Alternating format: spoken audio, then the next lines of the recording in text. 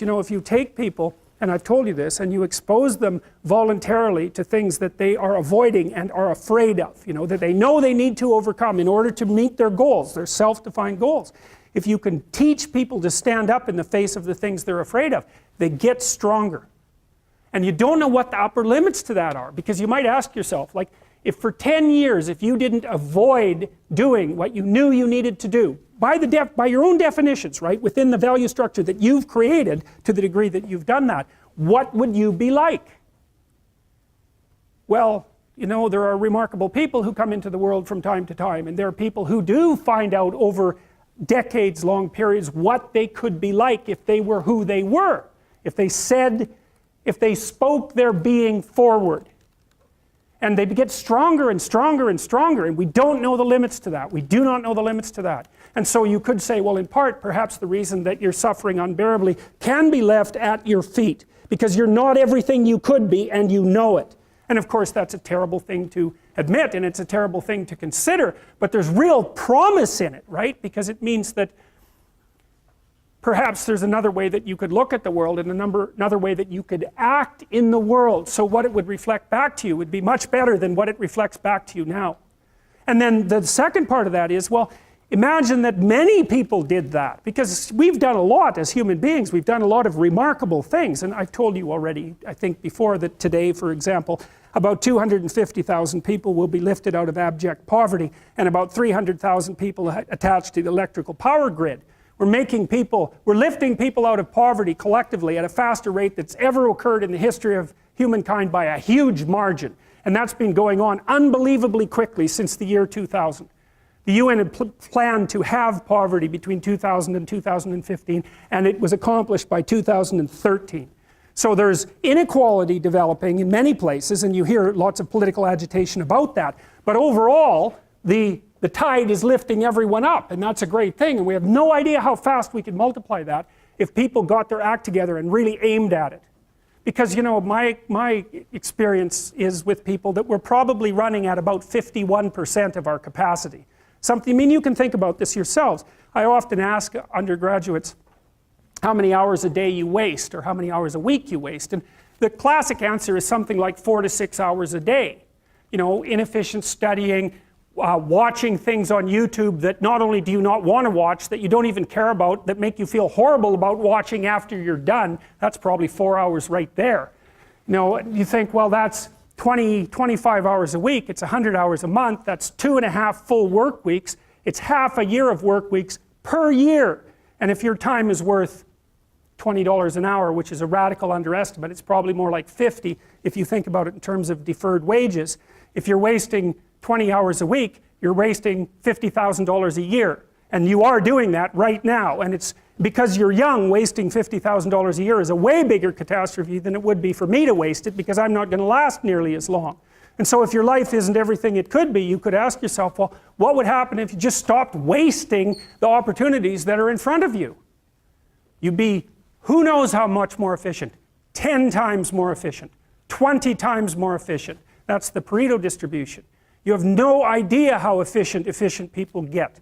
It's off the charts. Well, and if we all got our act together collectively and stopped making things worse, because that's another thing people do all the time, not only do they not do what they should to make things better, they actively attempt to make things worse because they're spiteful or resentful or arrogant or deceitful or homicidal or genocidal, or all of those things all bundled together in an absolutely pathological package. If people stopped really, really trying just to make things worse, we have no idea how much better they would get just because of that. So there's this weird dynamic that's part of the existential system of ideas between human vulnerability, social judgment, both of which are major causes of suffering, and the failure of individuals to adopt the responsibility that they know they should adopt. And that's the thing that's interesting too, is that, and like another thing I've often asked my undergraduate classes is, you know, there's this idea that people have a conscience. And you know what the conscience is. It's this feeling or voice you have in your head just before you do something that you know is stupid, telling you that probably you shouldn't do that stupid thing. You don't have to listen to it, strangely enough. But you go ahead and do it anyways, and then, of course, exactly what the conscience told you was going to happen inevitably happens, so that you feel even stupider about it than you would if it happened by accident. Because you know, I knew this was going to happen, I got a warning it was going to happen, and I went and did it anyways. And the funny thing too is that that conscience operates within people, and we really don't understand what the hell that is. So you might say, well, what would happen if you abided by your conscience for 5 years or for 10 years? What sort of position might you be in? What sort of family might you have? What sort of relationship might you be able to forge? And you can be bloody sure that a relationship that's forged on the basis of who you actually are is going to be a lot stronger and more welcome than one that's forged on the basis of who you aren't. Now, of course, that means that the person you're with has to deal with the full force of you in all your ability and your catastrophe, and that's a very, very difficult thing to negotiate. But if you do negotiate it, well, at least you have something, you have somewhere solid to stand, and you have somewhere to live, you have a real life. And it's a great basis upon which to bring children into the world, for example, because you can have an actual relationship with them instead of torturing them half to death, which is what happens in a tremendously large minority of cases. Well, it's more than that too, because, and this is what I'll close with, and this is why I wanted to introduce Solzhenitsyn's writings to you. You see, because it isn't merely that your fate depends on whether or not you get your act together and to what degree you decide that you're going to live out your own genuine being. It isn't only your fate, it's the fate of everyone that you're networked with. And so, you know, you think, well, there's 9 billion, 7 billion people in the world. We're going to peak at about 9 billion, by the way, and then it'll decline rapidly. But 7 billion people in the world, and who are you? You're just one little dust mote among that 7 billion. And so it really doesn't matter what you do or don't do, but that's simply not the case. It's the wrong model, because you're at the center of a network. You're a node in a network. Of course, that's even more true now that we have social media. You'll know 1,000 people, at least, over the course of your life. And they'll know 1,000 people each, and that puts you one person away from 1,000,000, and 2 persons away from 1,000,000,000. And so that's how you're connected. And the things you do, they're like dropping a stone in a pond. The ripples move outward, and they affect things in ways that you can't fully comprehend. And it means that the things that you do and that you don't do are far more important than you think. And so if you act that way, of course, the terror of realizing that is that it actually starts to matter what you do. And you might say, well, that's better than living a meaningless existence. It's better for it to matter. But I mean, if you really asked yourself, would you be so sure if you had the choice? I can live with no responsibility whatsoever. The price I pay is that nothing matters. Or I can reverse it and everything matters. But I have to take the responsibility that's associated with that. It's not so obvious to me that people would take the meaningful path. You know, when you say, well, nihilists suffer dreadfully because there's no meaning in their life, and they still suffer. Yeah, but the advantage is they have no responsibility.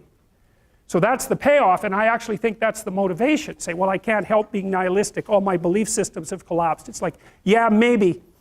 Maybe you've just allowed them to collapse because it's a hell of a lot easier than acting them out. And the price you pay is some meaningless suffering, but you can always whine about that and people will feel sorry for you, and you have the option of taking the pathway of the martyr, so that's a pretty good deal, all things considered, especially when the alternative is to bear your burden properly and to live forthrightly in the world. Well, what Solzhenitsyn figured out, and so many people in the 20th century, it's not just him, even though he's the best example, is that if you live a pathological life, you pathologize your society. And if enough people do that, then it's hell. Really. Really. And you can read the Gulag Archipelago if you have the fortitude to do that, and you'll see exactly what hell is like. And then you can decide if that's a place you'd like to visit, or even more importantly, if it's a place you'd like to visit and take all your family and friends. Because that's what happened in the 20th century.